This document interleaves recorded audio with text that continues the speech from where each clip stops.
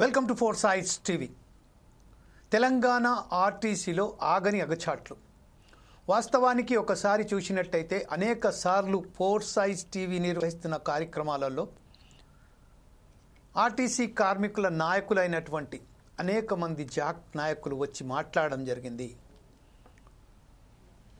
సమ్మె బాట పట్టిన ఆర్టీసీ కార్మిక నాయకులను ప్రభుత్వాలు పిలిచి మాట్లాడి ఈ విషయంపై డెఫినెట్గా మేము చర్యలు తీసుకుంటాము, మీ విషయాలు మీ సమస్యల పట్ల సానుకూలంగా వ్యవహరిస్తాము, మీ సమ్మెను విరమించండి, విరమించిన తరువాత ఖచ్చితంగా మీ సమస్యలపై మాట్లాడతాము అని ప్రభుత్వం తాత్కాలికంగా ఆర్టీసీ నాయకులు జాగ్గా ఏర్పడిన నాయకత్వం మేము సమ్మెను విరమించబోము, కాకపోతే దాన్ని తాత్కాలికంగా ఆపుతాము, పోస్ట్పోన్ చేస్తాము, ఒకవేళ కనుక చర్చలు పిలిపి మా సమస్యల పట్ల మీరు మొండి వైఖరితో అలాగే ఉంటే తర్వాత మరొకసారి సమ్మెను పిలిపించిస్తామని చెప్పారు.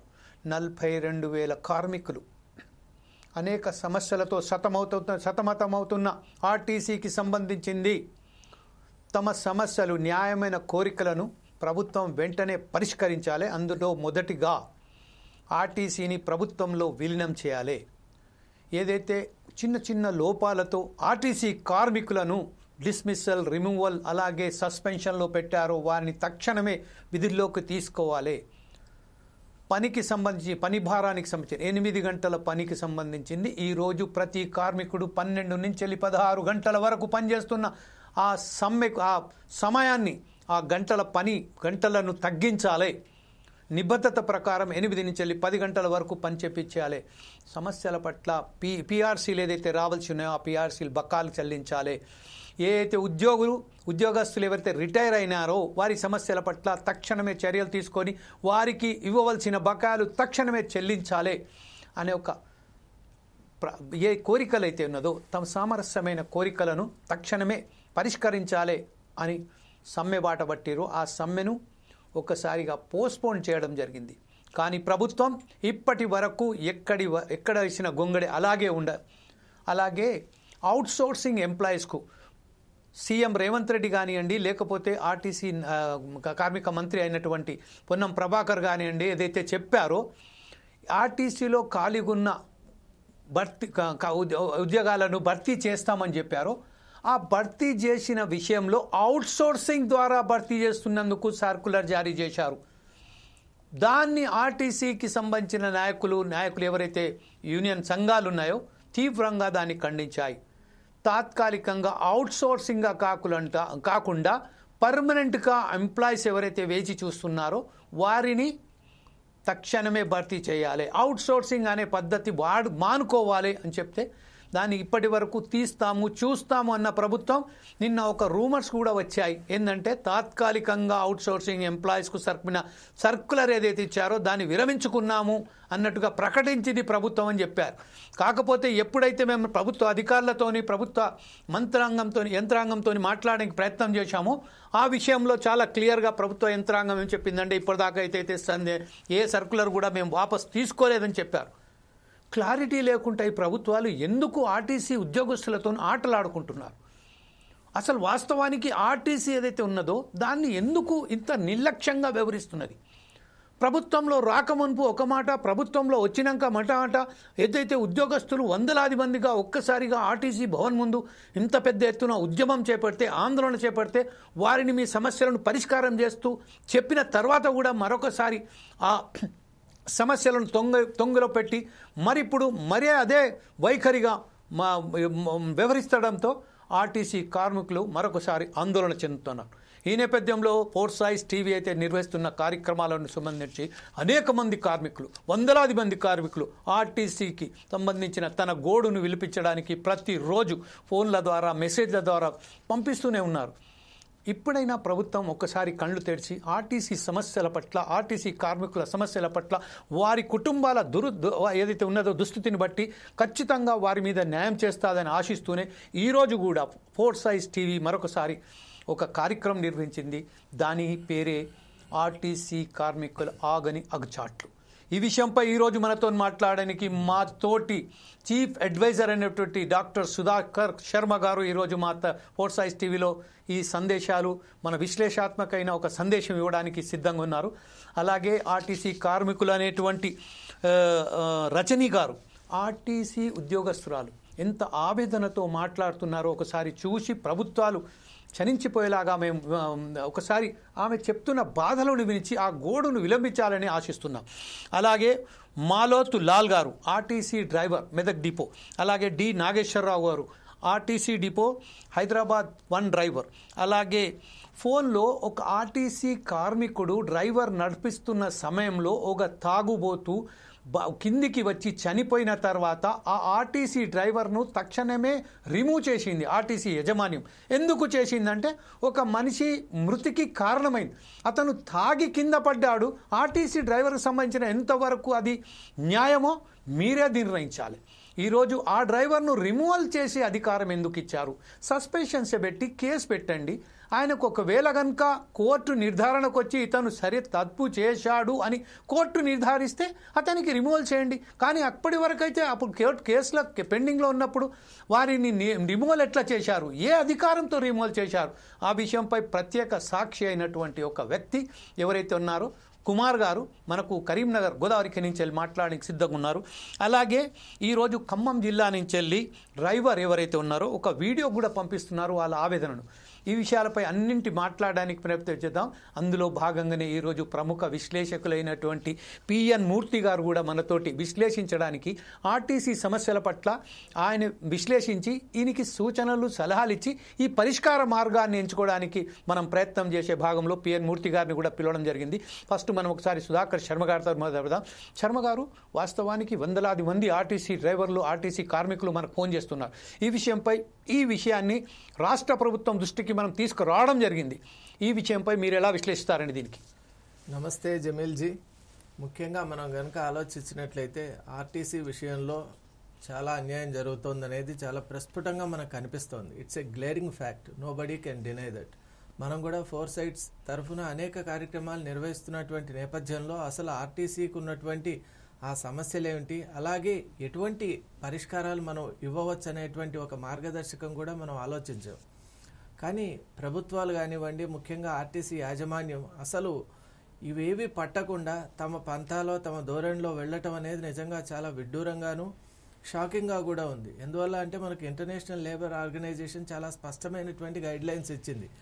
ఎలా ఒక వ్యక్తి వర్కింగ్ అవర్స్ ఎన్ని ఉండాలి, మధ్యలో ఇప్పుడు షిఫ్ట్ కనుక పెరిగినట్లయితే ఆ రెస్ట్ అవర్స్ ఎలా ఉండాలి, అలాగే ముఖ్యంగా మహిళా కార్మికుల విషయంలో చాలా స్ట్రిక్టెస్ట్ రూల్స్ ఉన్నాయి. ఎందువల్ల అంటే వాళ్లకు ప్రత్యేకమైనటువంటి సదుపాయాలు అవసరం. అలాగే వారి విషయంలో కూడా అమానుషమైనటువంటి వైఖరి చూపిస్తున్నటువంటి ఈ డిపో యాజమాన్యం కానివ్వండి, అక్కడ ఉన్నటువంటి పెద్దలు కానివ్వండి చేసే హరాస్మెంట్ ఏదైతే ఉందో అది నిజంగా సైకలాజికల్ ట్రామాగా మనం పేర్కొనొచ్చు.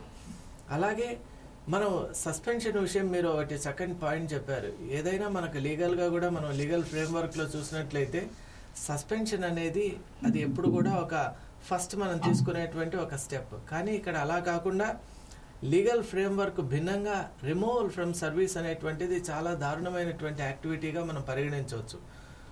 రిమూవల్ అనేటువంటిది సస్పెన్షన్ గురైనటువంటి వ్యక్తిపై ఒక సుదీర్ఘమైనటువంటి విచారణ జరిపిన తర్వాత అతను కనుక నిజంగా if he happens to be the accused person, అప్పుడు అతనిపై తీసుకునేటువంటి కొన్ని యాక్షన్స్లో అది కూడా ఒక అంతర్భాగంగా ఉంటుంది. కానీ ఇక్కడ చూసినట్లయితే they are being removed directly.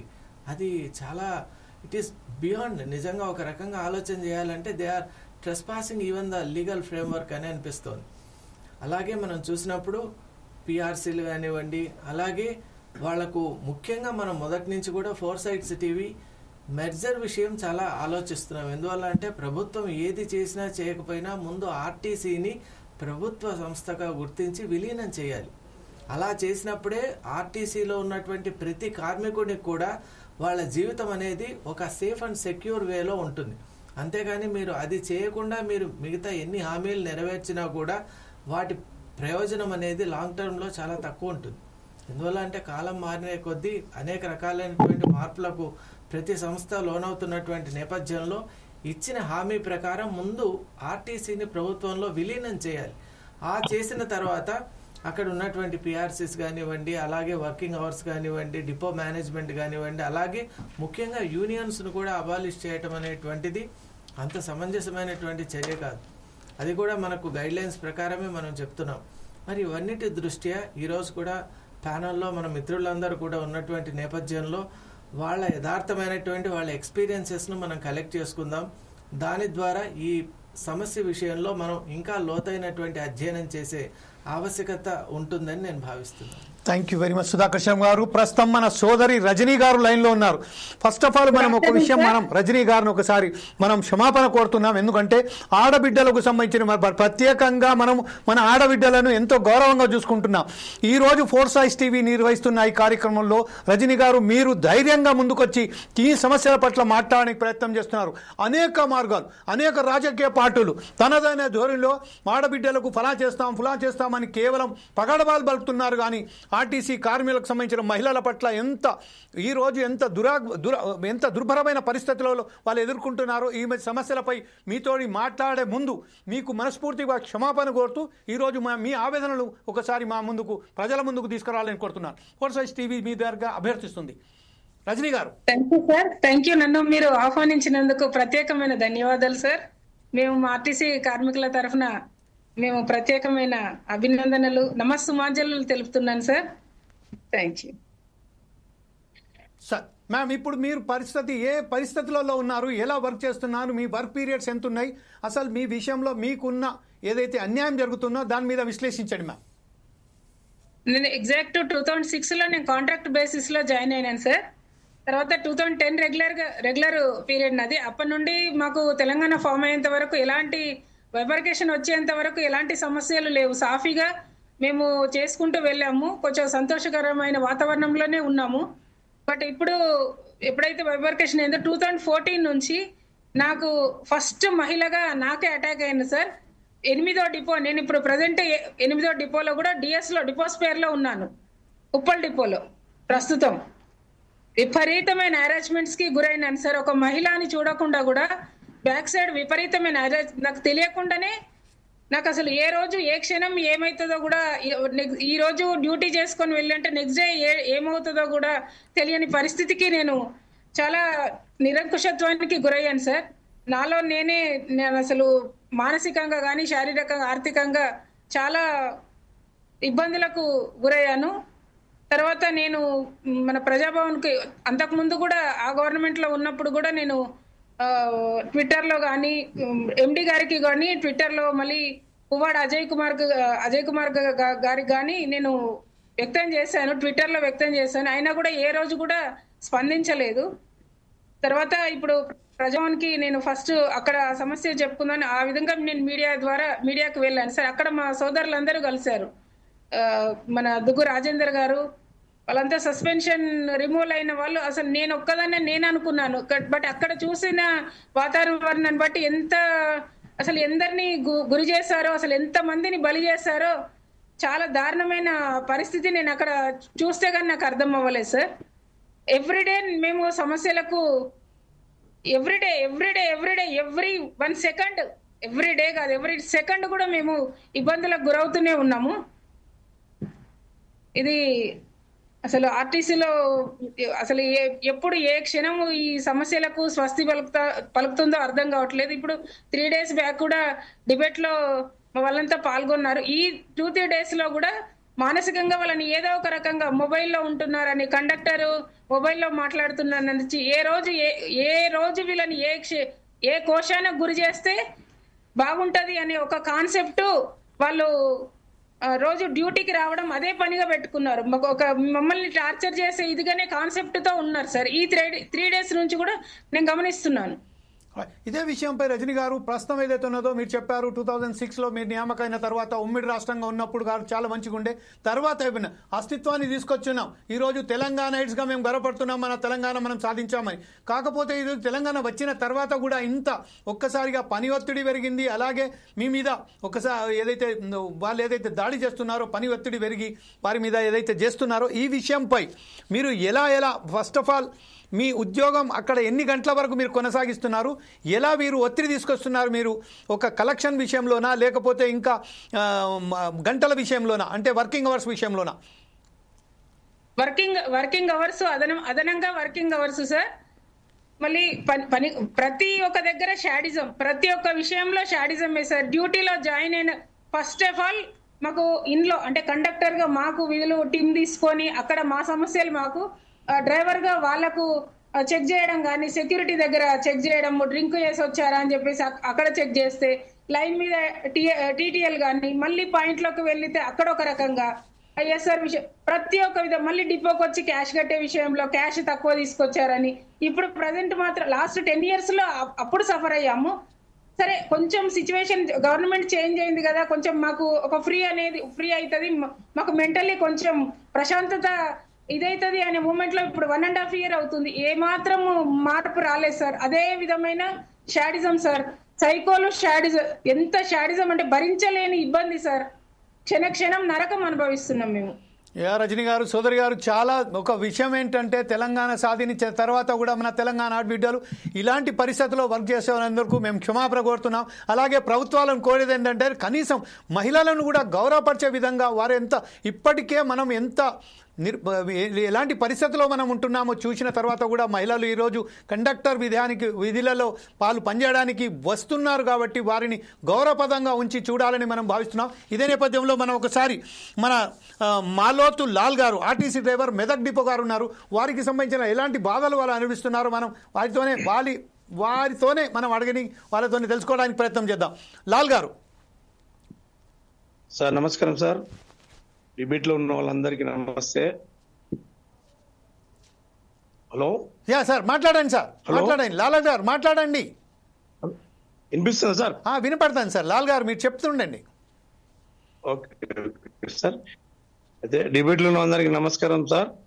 మా ఆర్టీసీ కార్మికులందరికీ నమస్కారం, ప్రభుత్వానికి కూడా నమస్కారం తెలియజేస్తున్నాను. మరి ఎందుకంటే ఈ కాంగ్రెస్ గవర్నమెంట్ ఇప్పుడు ఇంతకుముందు రజనీ గారు చెప్పినట్టు ఆర్టీసీలో టీఆర్ఎస్ రాకముందు ప్రతి కార్మికుడు హ్యాపీగా ఉండే సార్. 2014 ఎప్పుడైతే తెలంగాణ ఏర్పడిందో అప్పటి నుండి ఈ టీఆర్ఎస్ ప్రభుత్వం వచ్చినప్పటి నుండి ప్రతి డిపోలో యూనియన్ని రద్దు చేయించి కార్మికులని ఒక వేదన అంటే ఒక ఇనుప ముక్కని కాల్చి ఎలా అయితే నిప్పులెట్టి కాలుస్తారో ఆ విధంగా కాలుస్తున్నారు సార్. ఏజ్ అయిన చూడట్లేదు, ఏజ్ బార్ అయిందా డ్రైవర్ చూడట్లేదు, ఏజ్ బార్ కండక్టర్ చూడట్లేదు, మహిళా సోదరులను చూడట్లేదు. ప్రతి డిపోలో డిఎంలు, సిఐలు మొత్తం వాళ్ళే ఆర్టీసీకి ఓనర్ లాగా అయిపోయారు సార్. మేము కార్మికులం అంటే cheap and best driver conductor ఆర్టీసీలో ఉంది సార్. ఎందుకంటే ఇంతకు ముందు కూడా చాలాసార్లు పోరాటం చేసినాం మేము. తెలంగాణ రావడానికి కష్టపడ్డాం. అప్పటి గవర్నమెంట్ కూడా మాకు అన్యాయం చేసింది. మరియు ఇప్పుడు కూడా రేవంత్ రెడ్డి గారు వచ్చిన తర్వాత, గవర్నమెంట్ మారిన తర్వాత ఆర్టీసీ కార్మికుల జీవితాల్లో వెలుగులు వస్తాయని కలలు కన్నాం సార్. ఆ కళలనే నిరాశలైపోతున్నాయి. మరియు 18 గంటలు 16 గంటలు ఒక డ్యూటీ సార్. డ్రైవర్ అనేవాడు 50 సంవత్సరాలు ఉన్న క్యాండిడేట్కు, 50 సంవత్సరాలు ఉన్న డ్రైవర్ కూడా 500 కిలోమీటర్లు 600 కిలోమీటర్లు పర్ డే డ్యూటీ కంప్లీట్ చేయాలి సార్. ఏ డిపార్ట్మెంట్లో ఇంత హార్డ్ వర్క్ అనే ఎంప్లాయ్ ఎవరు ఉండరు సార్. ఆర్టీసీలో మాత్రమే పని ఇంత కంపల్సరీ చేయాలి, లేకపోతే లేదు, లేకపోతే డ్యూటీ ఇవ్వము, లేకపోతే వేరే వాళ్ళని పంపుతాము. ఆ విధంగా చాలా ఒత్తిడి గురి చేసి ఒక్కరోజు 2 రోజులు రాని వేళలా సస్పెండ్ చేసి రిమూవల్ చేస్తున్నారు సార్ ఛార్జ్ షీట్లు ఇచ్చి. దాని మీద కార్మికులు చాలా నష్టపోతున్నారు. ఇప్పుడు ఎందుకంటే మేము రేవంత్ రెడ్డి గారిని ఒకటే కోరుతున్నాం సార్. ఆంధ్రాలో జగన్మోహన్ రెడ్డి గారు ఎప్పుడైతే హామీ ఇచ్చి తన మాట నిలుపుకున్నాడో అదే విధంగా రేవంత్ రెడ్డి గారిని విజ్ఞప్తి చేస్తున్నాం సార్. ఆర్టీసీల కార్మికుల 40,000 కార్మికులు అందరి తరఫున నేను 2 చేతులు జోడిస్తున్నాను. ఈ ఆర్టీసీకి ఒక ఓనర్ కావాలి సార్. ఆర్టీసీకి ఓనర్ లేడు సార్. ఓనర్ లేక డిఎంలు, సిఐలు, ఆఫీసర్లు ఏం చేస్తున్నారో అసలు ఎవరికి అంతుపట్టట్లేదు. ఆర్టీసీలో ఓనర్ అయిన వాళ్ళు లేక ఆర్టీసీని దుర్వినియోగం చేస్తున్నారు. మేము కష్టపడి డ్రైవర్ కండక్టర్ ఎంత కష్టపడి సంపాదించుకొచ్చినా ఎప్పుడు చూసినా లాస్ అంటారు. దీనికి ఎందుకంటే ఒక క్రమశిక్షణ లేదు, ఆర్టీసీలో సిస్టమ్ అనేది లేదు. డ్రైవర్ కండక్టర్ మాత్రమే బాధ్యులు, వేరే ఆఫీసర్లు అందరూ ఓనర్స్. యూనియన్స్ రద్దు చేయడం పడింది వలన ఇప్పుడు అశ్వత్థామారెడ్డి అనే ఆయన యూనియన్, అప్పుడు రూలింగ్ గవర్నమెంట్ లో అశ్వత్థామారెడ్డి గారు యూనియన్ ఉండేదండి. కనీసం ఆయన మరి యూనియన్స్ మొత్తము టిఆర్ఎస్ పార్టీలో విలీనం చేశాడా? యూనియన్ లేకుండా ఎవరు మాట్లాడే విధానం డిపోలో ఎవరికి లేకుండా అసలు మేనేజ్మెంట్ ఏది చెప్తే అదే వినాల.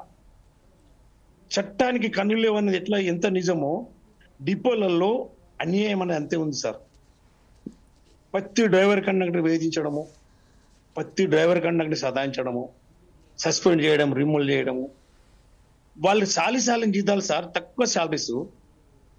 ఎంత కష్టపడతామంటే పొద్దున్నెక్కితే సాయంత్రం వరకు కండక్టర్ భయం భయం భయం, ఎవరు టికెట్ తీసుకుంటాడో లేదో, ఎక్కడ కేసు దొరుకుతుందో అని భయం. డ్రైవర్కు ఏ రూట్లో ఎవడెట్లు వస్తాడో, ఎక్కడ డ్యామేజ్ అవుతుందో, వాడెక్కడ తలుగుతాడో, నాన్న ఉద్యోగం ఆడబోతుందో అని భయంతో క్షణం భయంతో బతికే ఆర్టీసీ నౌకరు సార్ మాయి.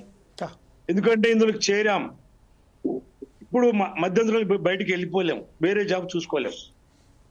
కనీసం రిటైర్మెంట్ వరకన్నా మంచి రోజులు వస్తాయి, కష్టపడి పనిచేద్దామంటే మా కష్టాన్ని వృధా శ్రమ దోపిడీ చేస్తుంది మేనేజ్మెంట్. కష్టానికి తగినట్టు ఫలితం కూడా లేదు సార్. ఎందుకంటే ఈ యూనియన్స్ లేనందు వలన డిపార్ట్మెంట్ డిపో మేనేజర్ పాపం సీఎం గారు చెప్పమంటుండ్రా తెలియదు మాకు, వేధించమని సీఎం గారు చెప్పారు, ఎండి గారు చెప్పారండి. పెద్దవాళ్ళకి చెప్పాలని అయితే మేము అంత చిక్కుగా ఆలోచించాం. కానీ యూనియన్స్ లేనందువలన ఒక పోలీస్ స్టేషన్ ఒక మండలంలో లేకపోతే దొంగలు ఏ విధంగా రెచ్చిపోతారో, వాళ్ళని కంట్రోల్ పెట్టే వాళ్ళు లేకపోతే దొంగలు ఏ విధంగా దోసుకుంటారో, ఆ విధంగా మాకు యూనియన్ లేనందువలన డ్రైవర్ కండక్టర్లని చాలా ఒత్తిడి ఇస్తాం. రైట్, ఇదే విషయంపై ఆర్టీసీ నాగేశ్వరరావు గారి దగ్గరికి వెళ్దాం. నాగేశ్వర గారు, ప్రస్తుతం ఏదైతే మన మాలోతు లాల్ గారు చెప్తున్నారో, ఇప్పుడు ఎంత దుర్భరమైన స్థితిలో ఉన్నారో అని చెప్తున్నారు. గత ప్రభుత్వం ఏదైతే యూనియన్ రద్దు చేసి కేవలం ఒక వెల్ఫేర్ బోర్డు నియమించిన తర్వాత వారి దగ్గర నుంచి వెళ్ళే సూచనలు సలహాలు తీసుకుంటూ మొత్తం పక్కదోవ పట్టించింది అని చెప్తున్నారు. అలాగే కొంతమంది కార్మిక నాయకులు మొత్తం కార్మికులనే తీసుకుపోయి తాకట్టు పెట్టినట్టుగా చెప్తున్నారు. ఇప్పుడు వచ్చిన రేవంత్ రెడ్డి ప్రభుత్వం కూడా అలాగే వివరిస్తుందని చెప్తున్నారు. ప్రస్తుతం ఏదైతే ఉన్నదో ఒక యజమాన్యం లేకపోవడంతోనే ఈరోజు ఇంత దుర్భర స్థితికి చేరుకున్నది ఆర్టీసీ అని చెప్తున్నారు. ఈ విషయంపై మీ అనుభవాలు ఏంది, మీరు ఎలా దీన్ని విశ్లేషిస్తారండి? నాగేశ్వరరావు గారు. నమస్తే సార్.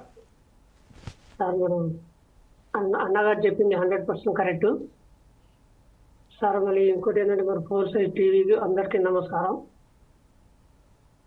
సార్. నాది హైదరాబాద్ ఓన్ డిపో డ్రైవర్. నేను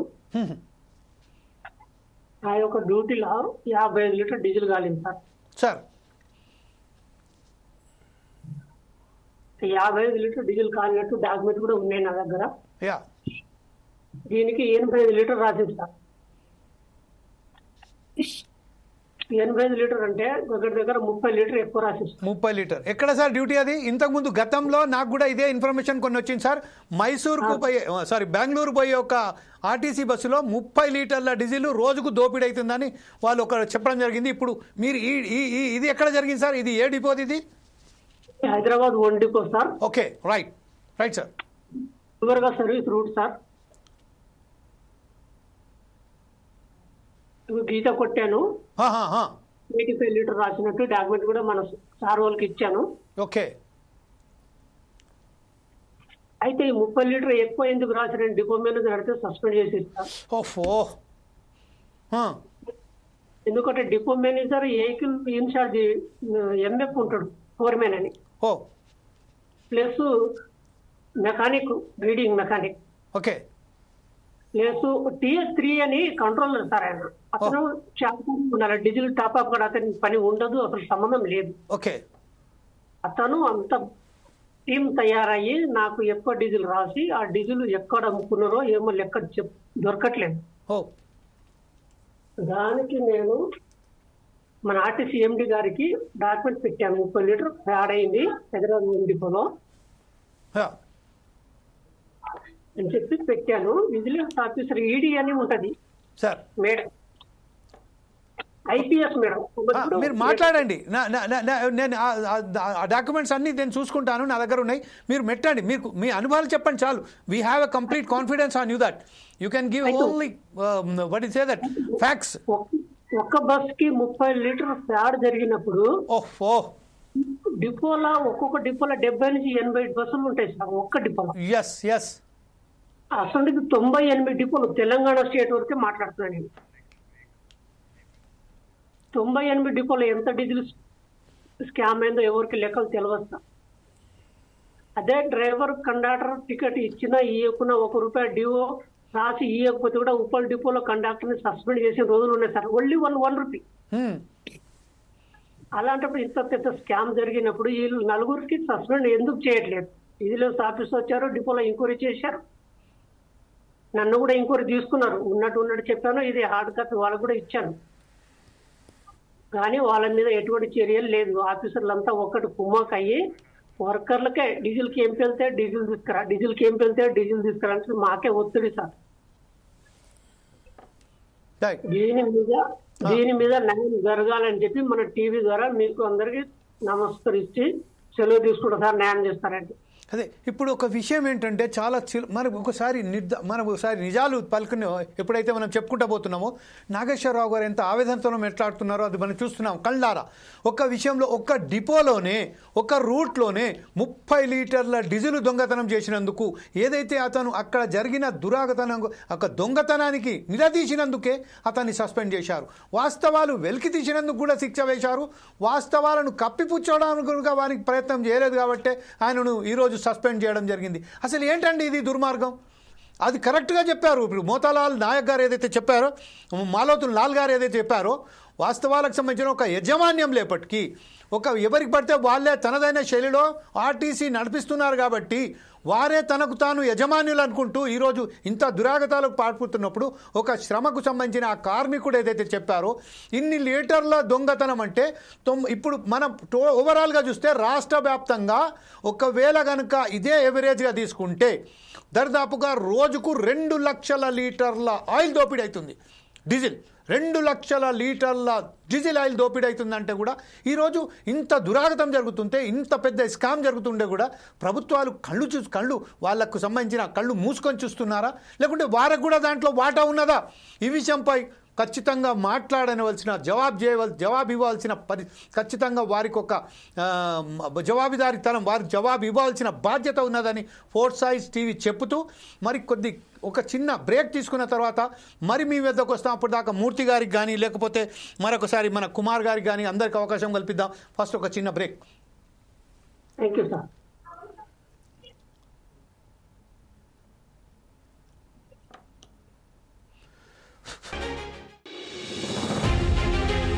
ఆపరేషన్ సింధూర్ విజయవంతం చేసిన భారత ప్రధాని నరేంద్ర మోదీ గారికి అఖండ భారత ప్రజానికం తరపున హార్దిక శుభాకాంక్షలు. ఇట్లు శ్రీపతి రమేష్ పటేల్, బీజేపీ నాయకులు, మాజీ సర్పంచ్, కోమన్పల్లి గ్రామం, వీర్పూర్ మండల్, జగిత్యాల జిల్లా.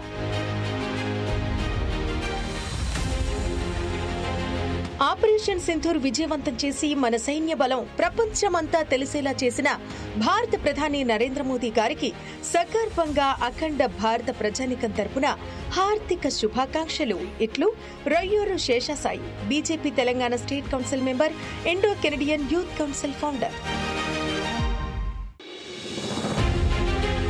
ఆపరేషన్ సింధూర్ విజయవంతం చేసిన భారత ప్రధాని నరేంద్ర మోదీ గారికి అఖండ భారత ప్రజానికం తరపున హార్దిక శుభాకాంక్షలు. ఇట్లు శ్రీపతి రమేష్ పటేల్, బీజేపీ నాయకులు, మాజీ సర్పంచ్, కోమన్పల్లి గ్రామం, వీర్పూర్ మండల్, జగిత్యాల జిల్లా.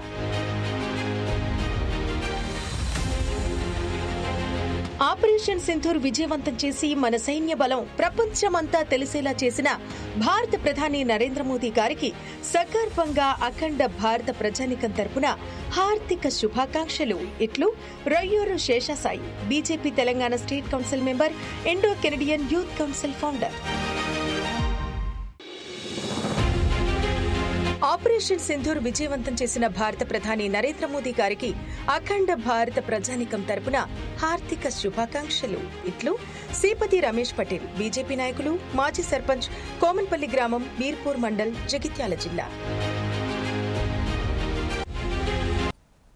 వెల్కమ్ బ్యాక్ టు తెలంగాణ ఆర్టీసీలో ఆగని అగచాట్లు. ఈ విషయంపై మనతో మాట్లాడడానికి కుమార్ గారు గోదావరి ఖని నుండి సిద్ధంగా ఉన్నారు. అయితే ఒక డ్రైవర్ చేసింది తప్పేంటంటే, ఒక మనిషి తాగి వస్తున్న సమయంలో అతనికి యాక్సిడెంట్ అయి ఆ మనిషి చనిపోయాడు. ఆ చనిపోయినందుకు అక్కడ తాగి ఉన్నందుకే అతనికి కోర్టులో కేసు ఉండగా కూడా సక్సెస్ చేశారు.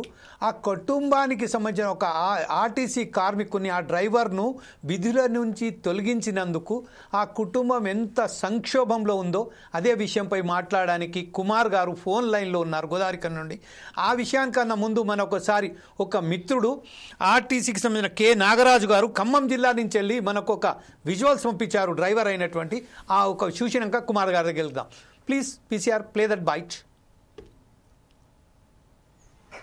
ఖమ్మం డిస్టిక్ కల్లూరు అండి, మా సొంతూరు కల్లూరు. సత్తుపల్లి డిపోలో నేను డ్యూటీ చేస్తుండగా యాక్సిడెంట్ రిమూవల్ సర్వీస్ నాది. 2012లో అపాయింట్మెంట్ అయ్యాను. 2014లో రెగ్యులర్ అయింది, పర్మనెంట్ అయింది. 2017లో జూన్లో యాక్సిడెంట్ జరిగింది. సత్తుపల్లి నుంచి బిహెచ్ఎల్ డ్యూటీకి వెళ్తుండగా హైదరాబాద్ దగ్గర రామోజీ ఫిల్మ్ సిటీ ముందు లారీ సడన్ బ్రేక్ వేయటం వల్ల ఎర్లీ మార్నింగ్ తెల్లవారుజామున 4:30కి వెళ్తూ సడన్గా ఆపాడు లారీ, ఓవర్లోడ్ బండి. దానివల్ల బస్సు వెనక భాగంలో లారీకి యాక్సిడెంట్ జరిగింది. ఇదిలో భాగంగా ఆ బస్సులో ఉన్న ప్యాసింజర్ ఒక ఓల్డ్ మ్యాన్, 90 years ముసలాయన, బస్సులో కూర్చున్న ఆయన సడన్గా సీటుకు సడన్ బ్రేక్ కొట్టడం వల్ల తగిలి 20 రోజుల తర్వాత చనిపోయిందని నా సర్వీసు సస్పెండ్ రిమూవల్ కూడా చేశారు. బస్సులో ఉన్న ప్యాసింజర్ చనిపోయాడు తప్ప బయట వ్యక్తి కాదు చనిపోయింది. నా సర్వీస్లో చాలా లాంగ్ సర్వీస్ చేశాను. 5 సంవత్సరాలు కూడా ఆర్టీసీలో 2012 నుంచి 2017 వరకు 5 సంవత్సరాలు కూడా అన్ని లాంగ్ సర్వీస్లే చేశాను. ఎక్కడ కూడా ఎలాంటి రిమార్క్ లేదు. ఫర్దర్గా ఇంతకుముందు కూడా టిమ్ కేసు కానివ్వండి, లేకపోతే కలెక్టెడ్ కేసు కానివ్వండి, లగేజ్ కేసు కానివ్వండి, యాక్సిడెంట్ కేసు ఎలాంటి కేసు లేదు. ఫస్ట్ టైం యాక్సిడెంట్ కేసు, ఒకే ఒక కేసు. నా లైసెన్సు 24 సంవత్సరాల సర్వీస్లో నేను డ్రైవర్ అని కానించి లారీ సర్వీస్లో కూడా ఇంతవరకు ఎలాంటి యాక్సిడెంట్ లేదు. నా లైసెన్స్ మీద ముద్ర లేదు. ఫస్ట్ టైం జరిగింది. మీరు కావాలంటే ఎంక్వైరీ చేసుకోండి. నా లైసెన్స్ మీద ఉన్న చిప్ ఉంది, పెట్టి చూసుకోండి. ఇంతవరకు ఎలాంటి కేసు లేదు. ఒక ఉన్నతమైన ఆఫీసర్లతో సెలెక్టింగ్ నుంచే మేము డ్రైవింగ్ నైపుణ్యత కలిగే వచ్చాము.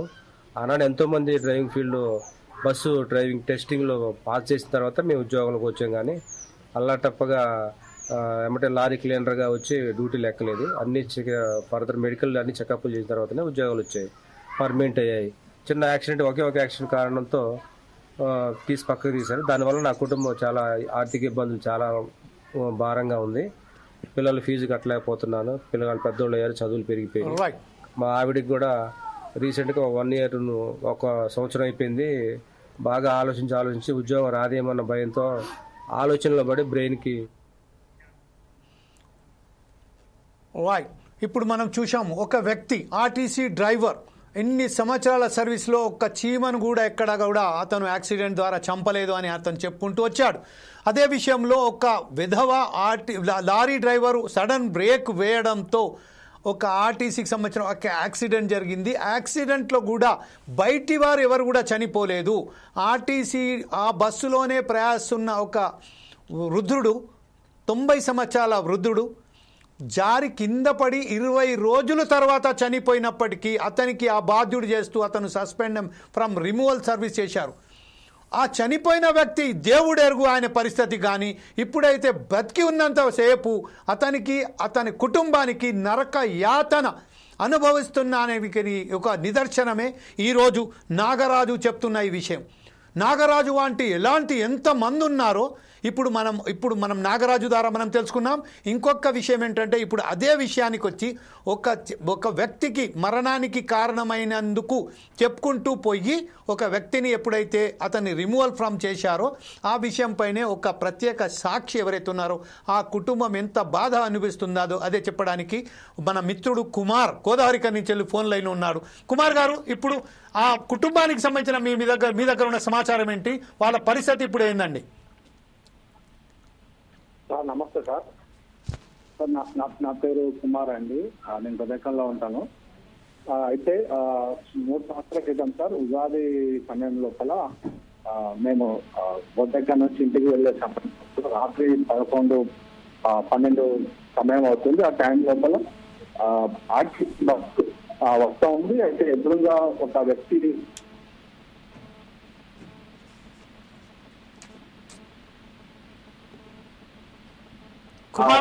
బస్సు డ్రైవర్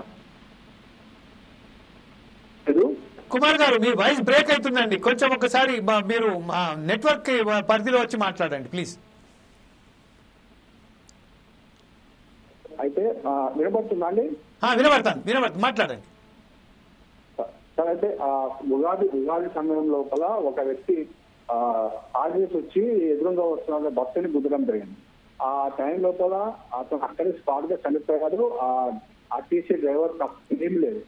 అయితే నేను ఆ తర్వాత తనని సస్పెండ్ చేశారు, తన రిమోట్ సర్వీస్ చేశారు.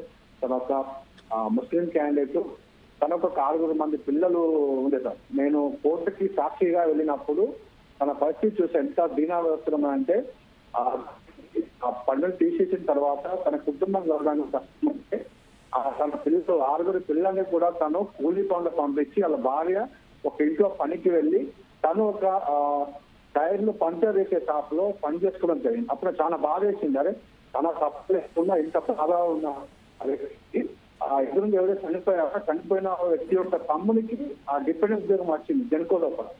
తను వచ్చేసి సార్ నాకు ఫేవర్ గా చెప్పండి సార్ అని చెప్పంటే నేను చెప్పాను సార్ అది తప్పు, అది మీ బ్రదర్ తప్పు వల్ల ఒక కుటుంబం రోడ్డు పాలైంది, తాగేసి నేను ఎట్టి పరిస్థితుల్లో తప్పు చెప్పాలని చెప్పేసి ఆర్టీసీ వ్యక్తికి నేను చెప్పడం లేదు సార్. అది తప్పేం లేదు, తప్పు మొత్తం తాగి ఉన్నటువంటి వ్యక్తి తాగేసి పోయి గుద్దడం లేదు, మమ్మల్ని ఓవర్టేక్ చేసిపోయి ఆ బస్సు.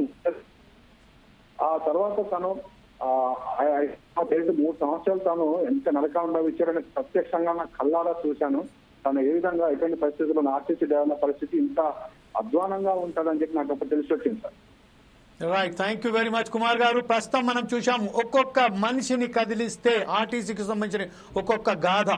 ఒక్కొక్క మనిషి కాదు, ఒక కుటుంబం అంటే మొత్తం యావత్తు 10 నుంచి వెళ్ళి 12 మంది ఎవరైతే అతని మీద ఆధారపడి ఉన్నారో వారందరూ ఈరోజు ఎంత సంక్షోభానికి గురవుతున్నారో మనం కళ్ళారా చూస్తున్నాము, వింటున్నాము. అయినప్పటికీ ఆర్టీసీని ప్రభుత్వంలో విలీనం చేయడానికి వీరికి ఎందుకండి బాధ? అసలు ఈ విషయానికి వస్తే విలీనం చేసి అదే సంస్థను కనుక మనం ఏదైతే ఒక్కసారి అప్పులో ఉన్న ఆర్టీసీని కూడా ఈరోజు లాభాల బాటలో నడిపిస్తున్న ఆర్టీసీ కార్మికులకు సంబంధించి మనం ఎందుకు వారు ఇంత నిర్లక్ష్య వైఖరి ప్రభుత్వాలు అనుసరిస్తారో ఈ విషయంపై మనం మాట్లాడడానికి పిఎన్ మూర్తి గారి దగ్గరికి వెళ్దాం. మూర్తి గారు, ప్రస్తుతం మీరు ప్రతి విషయాన్ని క్షుణ్ణంగా విన్నారు. ఈ విషయంలో మీరు ఎలా దీన్ని విశ్లేషిస్తారండి? జమీల్ గారు, ముందుగా మీకు అదేవిధంగా మన ఆర్టీసీ ఉద్యోగులుగా ఉండి ఈ డిబేట్ లో పాల్గొంటున్న మిత్రులందరికీ కూడా నమస్కారం. నమస్కారం సార్. ఇప్పుడు ఆర్టీసీని ప్రభుత్వంలోకి విలీనం చేసినా కూడా సమస్యలు ఏం మారవండి. ఎందుకంటే కొన్ని భ్రమల్లో ఉన్నారు. విలీనం చేస్తే రాష్ట్ర ప్రభుత్వ ఉద్యోగులకి జాబ్ సెక్యూరిటీ ఉన్నట్టుగా మనకు కూడా ఉంటుందేమో అని అనుకుంటున్నారు. ఆంధ్రప్రదేశ్ లో విలీనం చేసిన తర్వాత సమస్యలు పెరిగినాయి కానీ తగ్గలేదు. అందుకని మిత్రులు దాన్ని ఒకసారి పరిశీలించుకోవాలి. ఎందుకు అడుగుతున్నారు విలీనం అంటే జీతభత్యాల్లో చాలా వ్యత్యాసం ఉన్నది. రాష్ట్ర ప్రభుత్వ ఉద్యోగులకి ఆర్టీసీ ఉద్యోగులకి 4 రెట్లు ఎక్కువ వస్తుంది వాడికి. అందుకని వాళ్ళకి జీతాలు వస్తాయేమో అని అనుకుంటున్నారు. అవి రావు. ఇది ఆంధ్రప్రదేశ్ లో కూడా రావటం లేదు. సో ఇది ఆచరణ. కాబట్టి విలీనం మీద ఏం చేయాలి ఏంటి అన్నది తర్వాత చూద్దాం. రెండో విషయం ఏంటంటే ఆర్టీసీ ఉద్యోగులకు ట్రేడ్ యూనియన్ హక్కులు ఉన్నాయండి. అక్కడ ఉండే నాయకత్వాలు ట్రేడ్ యూనియన్ ఐడి యాక్ట్, అట్లాగే మోటార్ వెహికల్ యాక్ట్, ఎంటీడబ్ల్యూ యాక్ట్, ఇవన్నీ కూడా వాళ్ళకి వస్తాయి. విలీనం అయితే రాష్ట్ర ప్రభుత్వ ఉద్యోగులకి ట్రేడ్ యూనియన్ హక్కులు లేవు. ఈ హక్కులన్నీ కూడా పోతాయి. అంటే ఉన్నది పోయింది అన్నట్టుగా ఇవన్నీ కూడా పోతాయి. ఇది రెండవ అంశం. ఇప్పుడు ఆర్టీసీలో ఎందుకని ఈ రకంగా 10 గంటల ఒత్తిడి ఉంది, పై అధికారులు ఎందుకు ఇట్లా వ్యవహరిస్తూ ఉన్నారు, ఇది కదా మనల్ని ఆలోచింపజేస్తూ ఉన్నది. రజనీ గారు మాట్లాడినా, మాలోత్ గారు మాట్లాడినా, కుమార్ గారు మాట్లాడినా, నాగరాజు గారు మాట్లాడినా, ఎవరు మాట్లాడినా డ్యూటీలు కండక్టర్ కానీ డ్రైవర్ కానీ పబ్లిక్లో డ్యూటీలు చేస్తారు. వీళ్ళెవరు కూడా పనిని ఎగ్గొట్టి తిరిగే అవకాశాలు ఉండవు. ఖచ్చితంగా పబ్లిక్లో బస్సు మీద వీళ్ళిద్దరూ ఉంటేనే ఆర్టీసీకి ఆదాయం.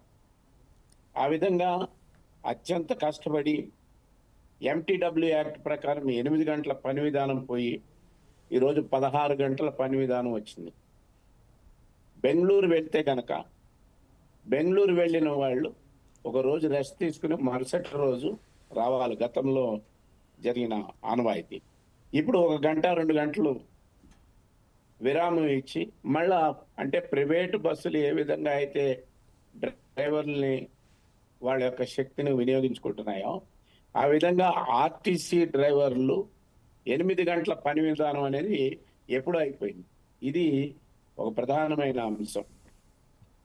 రెండోది, ఈ యాక్సిడెంట్ జరిగినప్పుడు వీళ్ళని గైడ్ చేసే వాళ్ళు కూడా లేరు. నేను ఆ యాక్సిడెంట్స్ కేసులు వింటున్నా. వీళ్ళని గైడ్ చేయరు. వీళ్ళంతా ఏంటంటే ఒక స్పాట్ ఎక్స్ప్లెనేషన్ ఇస్తారు. అంటే ఒక కండక్టర్కి ఛార్జ్ మెమో దిగే ముందు, ఒక డ్రైవర్కి యాక్సిడెంట్ అయిన ముందు ఒక స్పాట్ ఎక్స్ప్లెనేషన్ ఇస్తారు. ఆ స్పాట్ ఎక్స్ప్లెనేషను వీళ్ళు వాళ్ళ ఉద్యోగాలు పోయేటట్టుగా వాళ్ళే ఇచ్చుకుంటారు. వాళ్ళకి తెలియదు అట్లా చేస్తున్నామని.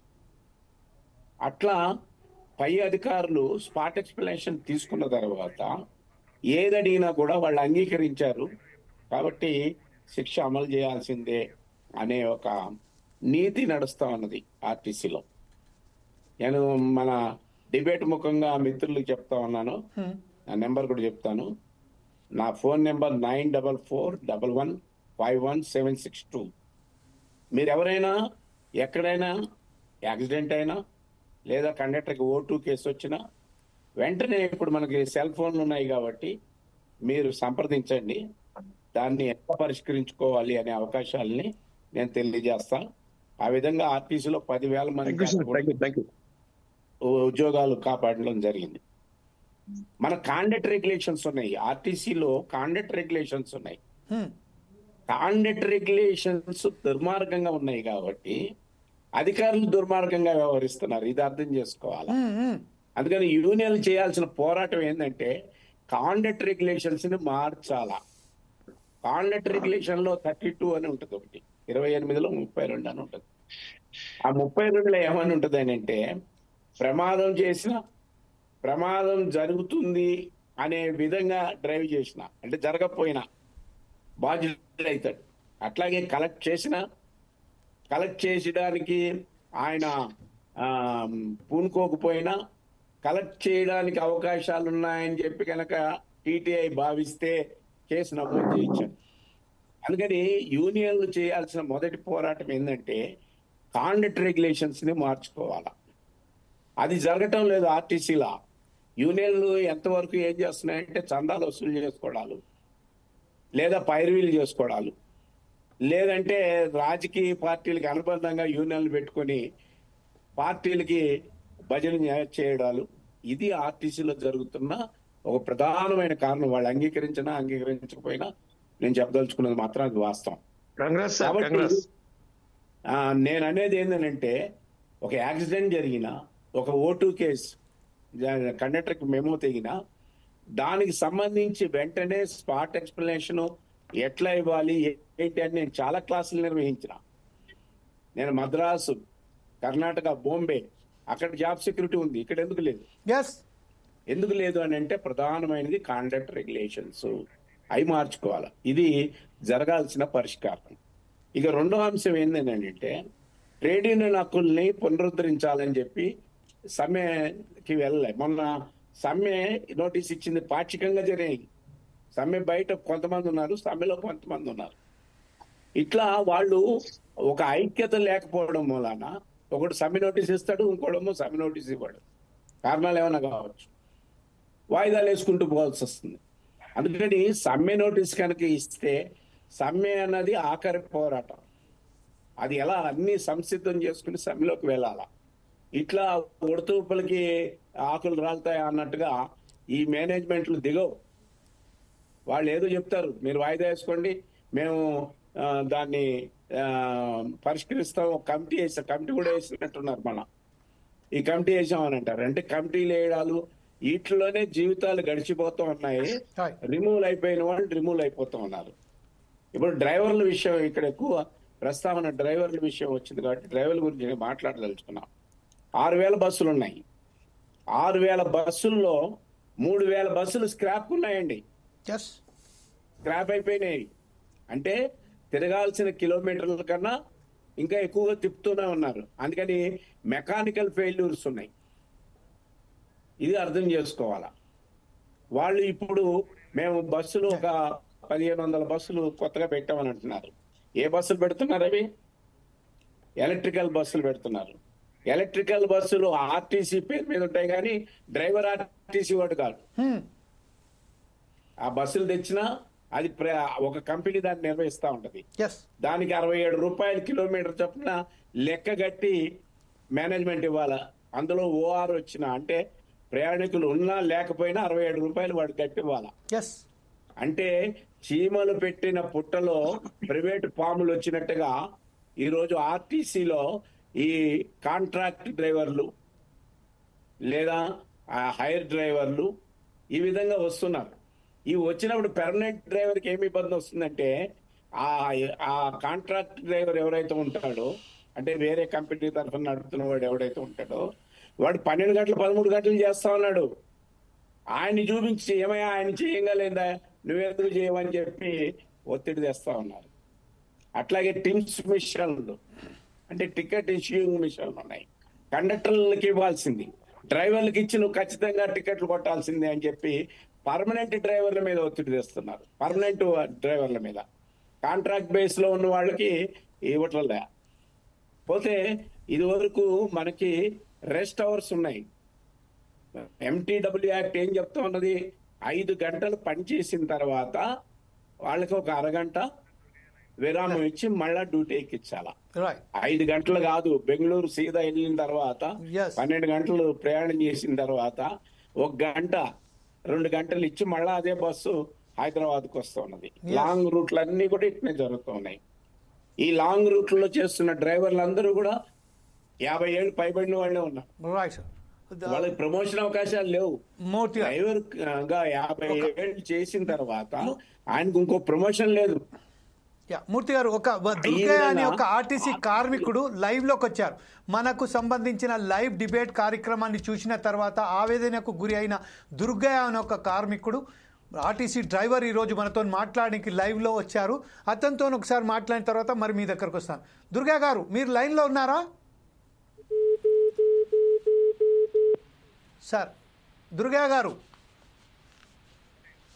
గారి లైన్ కట్ అయినట్టుంది. సుధాకర్ శర్మ గారు, ప్రస్తుతం ఏదైతే మన మిత్రులు చెప్తున్నారు, మూర్తి గారు చాలా క్లియర్గా చెప్పారు. అంటే ఆంధ్రప్రదేశ్ గవర్నమెంట్లో విలీనమైన తర్వాత కూడా ఆర్టీసీకి సంబంధించిన ఎవరైతే కార్మికులు ఉన్నారో ఆ ట్రేడ్ యూనియన్ సంబంధించిన వాళ్ళు ఏదైతే అర్హత ఉన్నదో అది కోల్పోతున్నారని చెప్తున్నారు. కాకపోతే ఏంటంటే ఇప్పుడు మా మూర్తి గారు చెప్పారు, భద్రత అనేది వచ్చేస్తుంది కదా ఆర్టీసీ కార్మికులకు. ఆర్టీసీని కనుక ప్రభుత్వంలో విలీనం చేస్తే భద్రత వస్తుంది. ఇంకొక విషయం మన మూర్తి గారు చాలా క్లియర్గా చెప్పారు, ఒక వ్యక్తి 5 గంటల పాటు వర్క్ చేస్తే అతనికి రెస్ట్ ఇవ్వాలి ఖచ్చితంగా. ఈరోజు 12 గంటలు 15 గంటలు వారు ఖచ్చితంగా ఒకే సమయంలో పని చేసుకుంటూ వస్తున్నారు.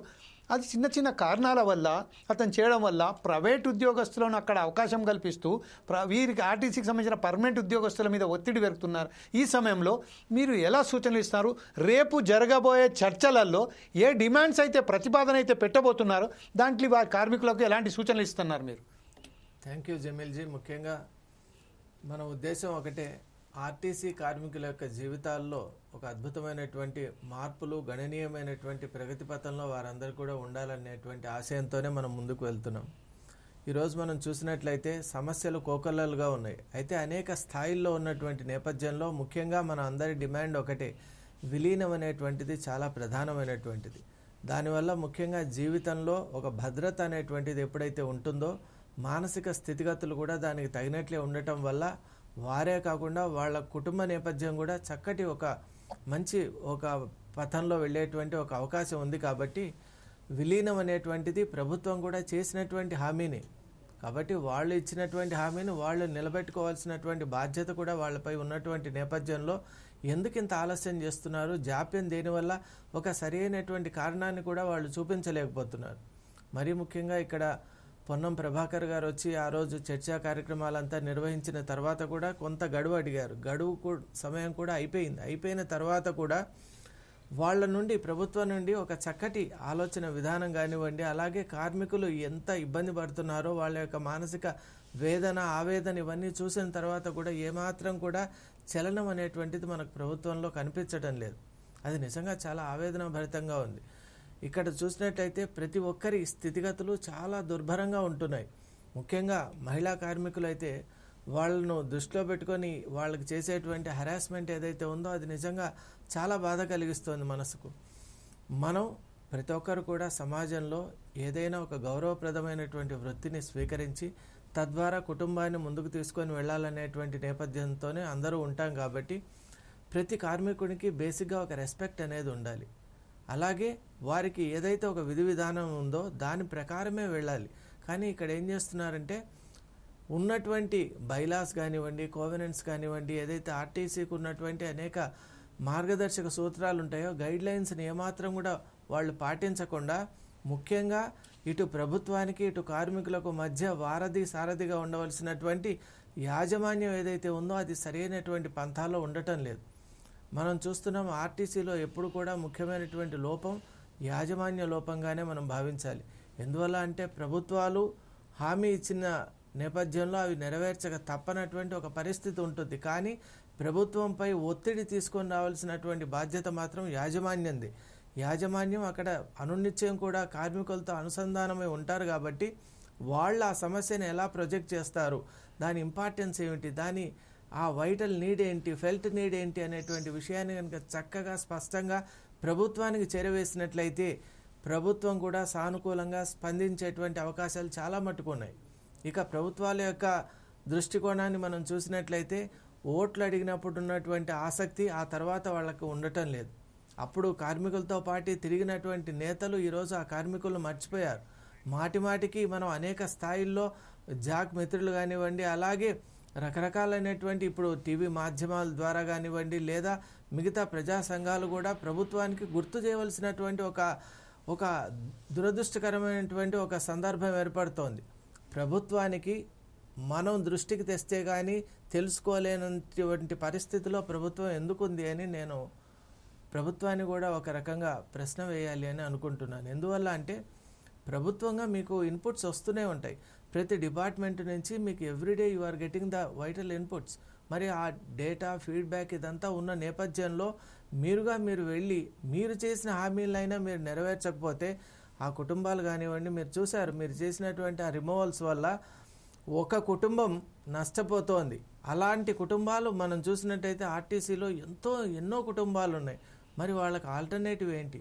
సడన్గా మీరు ఇటువంటి షాకింగ్ మనకు మేడం కూడా చెప్పారు, రజనీ మేడం, అనుక్షణం కూడా మేము ఎంతో భయభ్రాంతులకు గురి అవుతున్నాం, మనకు ప్రతి సెకండ్ కూడా ఎలా గడవబోతుందో మాకు తెలియటం లేదంటే that is the height of psychological cruelty.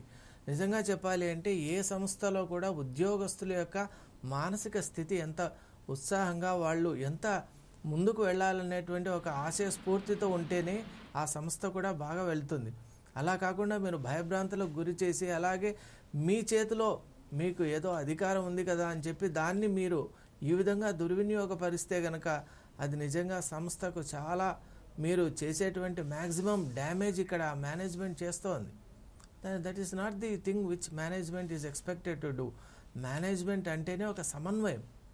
అసలు కార్మికులకు ఎక్కడైనా సమస్యలు ఉంటాయి ప్రతి ఆర్గనైజేషన్లో, మనం అన్నిటినీ తీర్చలేకపోవచ్చు. కానీ మీరు ముందుగా వాళ్ళకు ఒక భరోసా ఇవ్వాలి, ఒక స్ఫూర్తినివ్వాలి. అలాగే మేనేజ్మెంట్ ఎప్పుడు కూడా వాళ్ళతో టచ్లో ఉండి ఒక ఆశ్వాసనిస్తూ ప్రభుత్వంతో మేము ఎలాగైనా కూడా వీటన్నిటిని సాధిస్తాం, సంస్థను ముందుకు తీసుకొని వెళ్తాం అనేటువంటి ఒక పాజిటివ్ ట్యూన్ను అక్కడ సెట్ చేయాలి. కానీ ఇక్కడ వీళ్ళు ముఖ్యంగా చెప్పే అన్ని అంశాలను మనం చూసినట్లయితే maximum they are facing that type of trauma from management it self.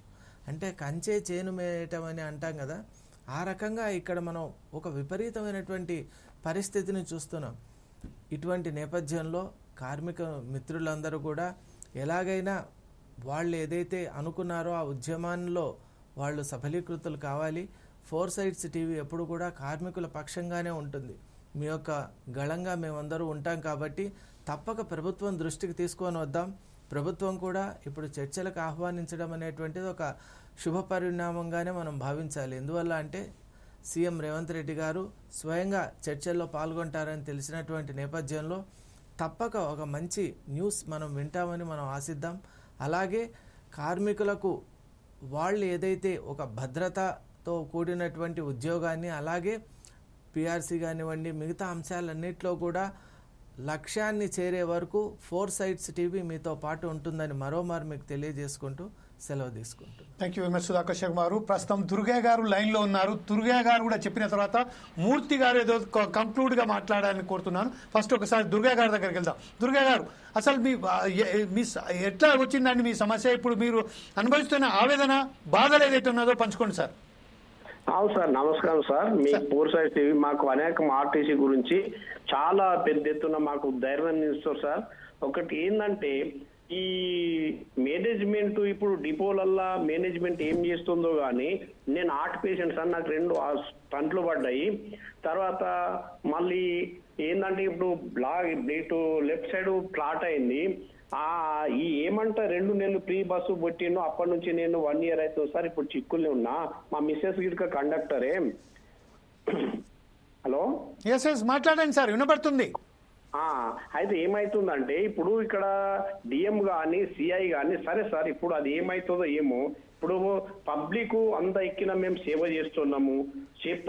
ఇప్పుడు మంచి లాభాలలో వచ్చిన దాన్ని వీళ్ళు ఫ్రీ బస్సు పెట్టి మేమంత ఇబ్బందులు ఎదుర్కొన్నా కానీ కేసీఆర్ అంత ఇబ్బంది పెట్టి పైసలు టార్గెట్ చేయాలని డిఎంలు ఎంబడవాడి, సిఐలు ఎంబడవాడి నువ్వు పైసలు తెస్తలేవు అంటే నష్టాలలో ఉన్నదాన్ని మేము మంచిగా గ్రహాలలో తెచ్చినాక ఈ ఫ్రీ బస్ పెట్టి చాలా ఇబ్బంది పెట్టి మా జీవితాలే చచ్చిపోయేతానికి ఏర్పడ్డది సార్. ఇప్పుడు ఒక డ్యూటీకి పోవాలంటే ఏం చేస్తారు అంటే బుకింగ్ చేస్తారు. బుకింగ్ చేసి వాళ్ళు ఇష్టం ఉన్న వాళ్ళకు స్పెషల్ ఆపేస్తారు. లేడీస్ పోతే లేడీస్ గిట్క మా మిస్సెస్ కు 11 గంటల రాత్రి సార్ మొన్న చనిపోయేటోళ్ళు యాక్సిడెంట్ అయ్యి తోల్ కష్టం. నేను హార్ట్ పేషెంట్ను, నాకు ఒక చిన్న బాబు ఉన్నాడు, 6 సంవత్సరాల బాబు ఉన్నాడు. ఇబ్బంది అవుతుంది. వాళ్ళు ఎంత అంటే చూడమ్మా పొద్దుట డ్యూటీలు దొరకాయి, మీరు 11 గంటల డ్యూటీ పోతారా అని అంటే పోతాం సార్ అన్నా కానీ వాళ్ళు వేస్తలేరు సార్. ఇప్పుడు ఏమైతే ఉందంటే ఒక వాళ్ళకు అనుకూలం ఉన్న వాళ్ళను అప్పుడు ఎంచుకున్నారు సోషల్ వెల్ఫేర్ కమిటీ ద్వారా. వాళ్ళు పిలుచుకొని చేస్తారు. వాళ్ళకి ఏం చేస్తారు అంటే మా డిపోలో ఒక ఆమె 3 పేషెంట్గా ప్లేస్తారు సార్. అదే వేరే లేడీస్కి వేస్తలేరు. మళ్ళీ మాకు జెంట్స్ గిడికి ఏమైతుందంటే సిఐ పేరు డిఎం చెప్పుకుంటా, మీరు ఏం చేసుకుంటారో చేసుకోర్రి, ఇది మీ డ్యూటీ ఉన్నది, ఇష్టం ఉంటే ఎవరి లేకుంటే లేదు, లేకుంటే మీ పరిస్థితి వేరే ఉంటది అని మాట్లాడుతారు సార్. ఇబ్బంది అవుతుంది. ఇప్పుడు ఏంటంటే ఆ చేసే డ్యూటీలు గిడక ఇప్పుడు జేబీఎస్ ఇప్పుడు పోతే ఒక స్పెషల్ ఆఫ్ డ్యూటీ ఇద్దరు సార్. ఇప్పుడు 2 డ్యూటీలు చేస్తే ఓటీ అంటారు. ఇబ్బంది అయితే మరి ఆ 2 డ్యూటీ వచ్చినాక మళ్ళీ ఇంకా 50 కిలోమీటర్లు మళ్ళీ ఎక్స్ట్రా డ్యూటీ చేస్తే అది స్పెషల్ ఆఫ్ డ్యూటీ అని ఇబ్బంది పెడతారు. దానివల్ల ఇప్పుడు లేడీస్ కానీ మాకు కానీ చాలా ఇబ్బంది అవుతుంది సార్. ఇప్పుడు ఏం చేయాలి? ఇప్పుడు డ్యూటీకి పోవాలంటే కనుక నేను సస్తనా బతకనా అనే పరిస్థితిలో ఉన్నా సార్. నేను ఇప్పుడు వచ్చే నెలలో పిట్టిస్తారు, నేను డ్యూటీకి పోవాలి. నేను ఇప్పటికీ హార్ట్ పేషెంట్ను. ఇప్పుడు సమస్య ఇప్పుడు ఇంత దుర్మార్గమా సార్? ఇక్కడ ఏ డిపార్ట్మెంట్ లో ఎంబడవాడు ఒక కార్పొరేషన్ ఉద్యోగులు ఎంబట్టే ఎంత పచ్చి రక్తం తింటూరు. అలా ఎంత వాళ్ళకి పిల్లలు ఉన్నారు కదా సార్, వాళ్ళకి ఎంత వాళ్ళ పిల్లల లెక్క మేము కామా సార్? ఇప్పుడు ప్రతి ఒక్క డిపార్ట్మెంట్ లో డ్యూటీలు చేస్తారు. ఒక టీచర్ డిపార్ట్మెంట్ ఉన్నది, పోలీస్ డిపార్ట్మెంట్ ఉన్నది, రెవెన్యూ డిపార్ట్మెంట్ ఉన్నది, అన్ని డిపార్ట్మెంట్ల కానీ అది ఈ ఆర్టీసీలో ఇంత ఘోరమైన పరిస్థితి ఎందుకు వస్తుందో అర్థమైతలేదు సార్. మేమేమైనా ఖరాబ్ చేస్తున్నామా? డబ్బులు తేలేదా? మేమేమైనా దూసుకపోతున్నామా?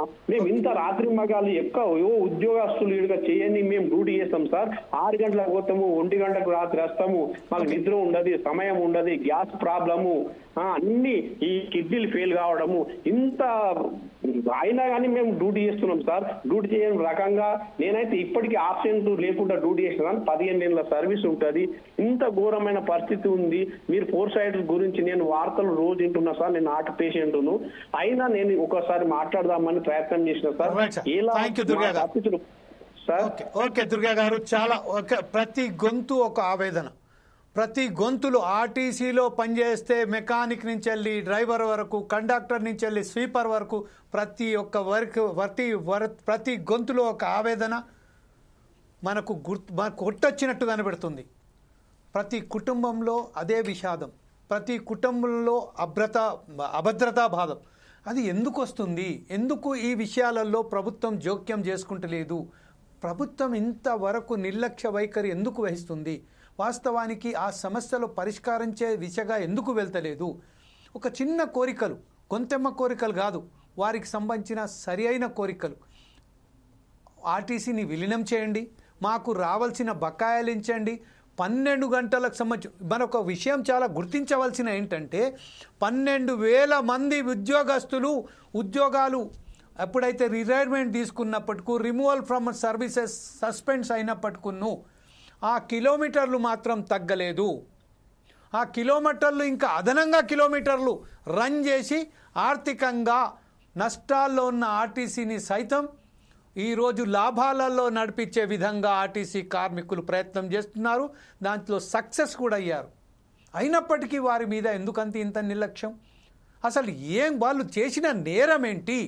నష్టాలలో ఉన్న ఆర్టీసీని తీసుకొచ్చి లాభాల బాటలో నడిపించడం తప్ప, లేకపోతే తన ప్రాణాలను పణంగా పెట్టి కిలోమీటర్లు ఏదైతే టార్గెట్ ఇచ్చారో ఆ టార్గెట్ ఇచ్చిన కిలోమీటర్లను సైతం దాటి ఇంకా ఎక్స్ట్రా కిలోమీటర్స్ రన్ చేసి తీసుకురావడం తప్ప, మొత్తం కంప్లీట్గా స్క్రాప్లో పడిపోయిన బస్సెస్ను కూడా ఈరోజు రోడ్ల మీద నడిపించుకుంటూ తన ప్రాణాలను కాపాడుకుంటూ, అలాగే ఎదుటోని ప్రాణాలను కూడా కాపాడుకుంటూ ఈరోజు రన్ చేయడం తప్ప, తనకు సంబంధించిన రావాలని కొంతమంది కండక్టర్సు ఏదైతే డబ్బుల విషయంలో కొంచెం కొరత ఏర్పడ్డా, ఏదైనా ఒక కంప్యూటర్ తప్పిదాలు అయినప్పటికీ తన జీతం నుండి పైసలు కట్టి ఆ భర్తీని కూడా పూర్తి చేయడం తప్ప, కండక్టర్లు చేసిన పాపం ఏంది, డ్రైవర్లు చేసిన పాపం ఏంది?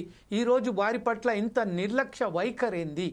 ఈ విషయంపై దృష్టి సారించవలసిన ప్రభుత్వం ఖచ్చితంగా రేపు ఏదైతే చర్చలు జరుపుతామని సీఎం రేవంత్ రెడ్డి గారు జాక్కు చెప్పారో, ఒక విషయం నాయకులు ఖచ్చితంగా ఈ విషయంపై మాట్లాడవలసిన అవసరం ఉన్నది. నాయకులు ఖచ్చితంగా తన కార్మికుల పట్ల నిజాయితీగా గవర్నమెంట్కు అక్కడ ఏదైతే రిప్రజెంటేషన్ చేయవలసిన ఆవశ్యకత ఉన్నది.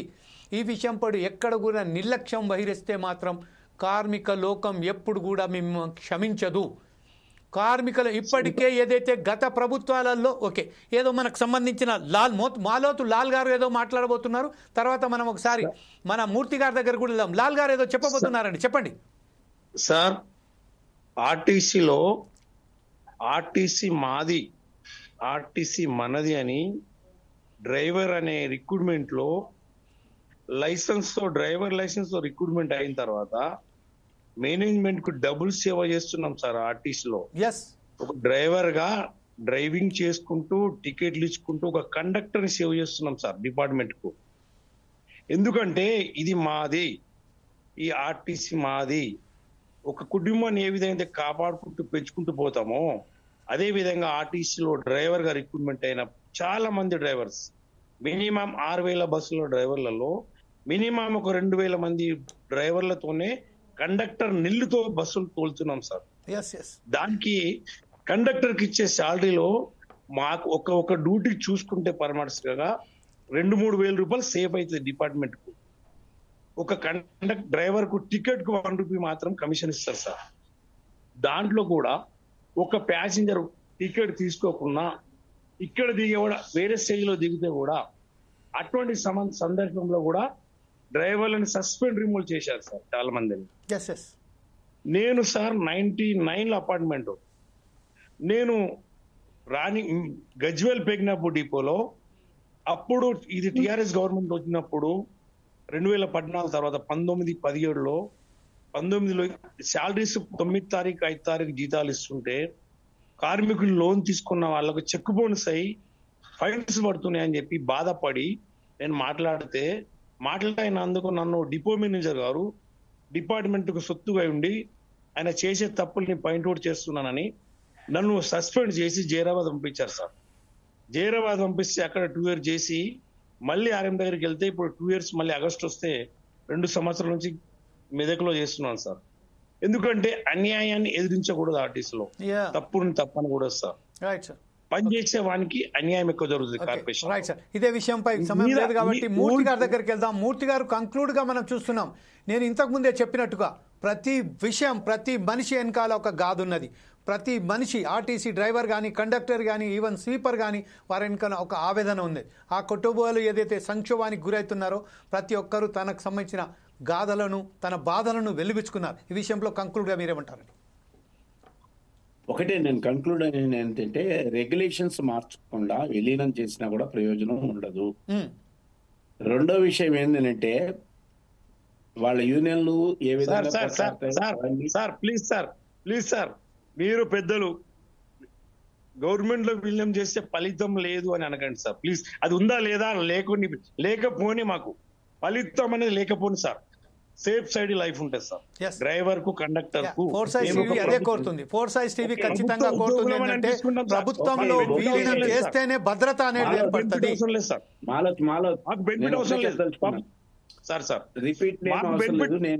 ప్లీజ్ బెనిఫిట్ అవసరం లేదు సార్.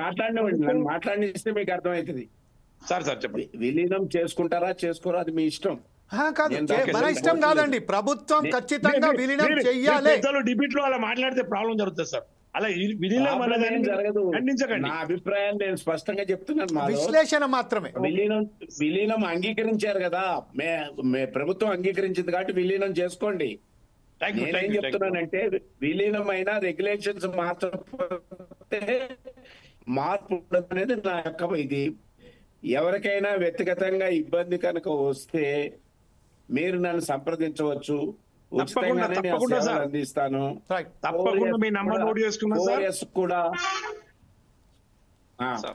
4S కూడా నేను చెప్పేది ఏంటంటే, మీరు ప్రభుత్వం దృష్టికి తీసుకెళ్లేటప్పుడు మీకు సహకరించాల్సినవన్నీ కూడా సహకరిస్తాను. నేను ఆర్టీసీ మీద ఈ రోజు వరకు ఉన్న పెర్ఫార్మెన్స్ రిపోర్ట్లన్నీ కూడా చదువుతున్నాను. పెర్ఫార్మెన్స్ రిపోర్ట్లు కూడా ఎవరు ఇవ్వటంలే, సీక్రెట్ గా దాచు. అయినా నేను టెక్నికల్ గా బాగా ఇబ్బంది అవుతుంది కాబట్టి మనం ఒకసారి రైట్ సార్ ఇదే విషయం. ఇప్పుడు ప్రస్తుతం ఏదైతే ఉన్నదో మనకు సంబంధించిన సమయం కూడా అయిపోయింది కాబట్టి మనం ఈ రోజు ప్రభుత్వాన్ని కోరేది ఒకటే, 42,000 కార్మికులు ఏకకంఠంతో ఆర్టీసీని ప్రభుత్వంలో విలీనం చెయ్యాలి. తర్వాత ఆర్టీకి సంబంధించిన ఉద్యోగస్తులు ఎవరున్నారో వారి ఉద్యోగస్తులకు సంబంధించిన ప్రతి సమస్యను పరిష్కరించాలి. వారికి రావాల్సిన బకాయిలు ఏదైతే ఉన్నదో ఖచ్చితంగా వారిని ఇమీడియట్గా చెల్లించాలి. అంత దశల వారీగా కానివ్వండి, ఒక దశలుగా ఫస్ట్, సెకండ్, థర్డ్ ఫేజ్ పెట్టుకుంటూ వారికి రావాల్సిన బకాయిలు చెల్లించండి. అలాగే ఏదైతే నియామకాలలో జాప్యం జరిగిందో 12,000 నియామకాలు ఈరోజు ఖాళీగా ఉన్నాయి. ఆ 12,000 కార్మికుల నియామకాలలో 3,450 నియామకాలు జరుపుతున్నాం అని ఏదైతే చెప్పి అవుట్సోర్సింగ్ ద్వారా ఏదైతే నియామకాలు జరిపించడానికి ఆర్టీసీ యాజమాన్యం పూనుకున్నదో దాన్ని తక్షణమే వెనక్కి తీసుకొని పర్మనెంట్ బేసిస్గా ఆర్టీసీ డ్రైవర్లను, కండక్టర్లను నియమించాలి, మెకానిక్లను నియమించాలి. ఇవన్నీ ఏదైతే ఉన్నదో ఆ సమస్యల పట్ల ఆర్టీసీ యాజమాన్యంతో సరైన పద్ధతిలో మాట్లాడి ప్రభుత్వం ఆర్టీసీ కార్మికులకు న్యాయం చేయాలని కోరుతూ ఆర్టీసీ కార్మికుల నాయకత్వాన్ని తక్షణమే ఏదైతే యూనియన్ల మీద ఏదైతే నిషేధం విధించిందో ఆ నిషేధాన్ని ఎత్తివేసి ఆర్టీసీ వెల్ఫేర్ బోర్డ్ కమిటీ ఏదైతే పెట్టిందో ఆ తక్షణమే ఆ కమిటీని రద్దు చేయాలని కార్మికులు ఏదైతే కోరుతున్నారో వారి మీద సరైన పద్ధతిలో స్పందిస్తని ఆశిస్తూ రేపు మరొక కార్యక్రమంతో మీ ముందుకు వస్తాం. అప్పటిదాకా చూస్తూనే ఉండండి 4 Sides TV.